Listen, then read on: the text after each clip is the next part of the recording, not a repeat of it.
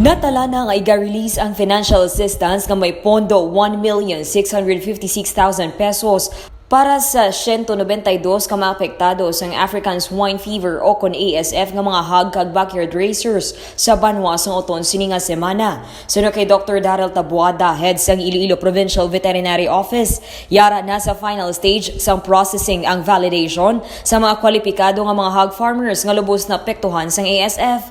Natala na naman nga i-distribute ang financial assistance sa Banwa sa San Miguel sa January 2023. Sa karon nagapadayon pa ang validation sa mga nabilin nga kabanwahanan nga napaidalom sa red o infected zone nga mo ang Banwa sa New Lucena, Santa Barbara, Leganes, Mina kag Alimujan. Dugang pa ni Dr. Tabuada nga ang kandidat nga babaton sa mga apektado nagadepende sa kadamuon sa ila ginasagod nga baboy nga napatay kag ginpatay bangod sa African Swine Fever. Ang mga ginasagod nga yara sa 1-5 ka baboy ang makabaton sang 7,000 pesos. Samtang nagasagod sang 6-10 ka baboy ang makabaton sang 10,000 pesos. 11-15 ka baboy makabaton sang 15,000 pesos.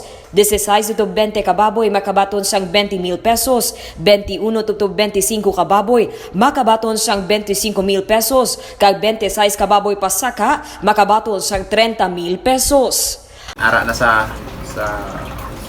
sa final stage ng aton nga processing sang aton nga vouchers for the municipality of Uton. It is total of 1,646,000 pesos. Kag ang tagaan sini is 192 farmer beneficiaries.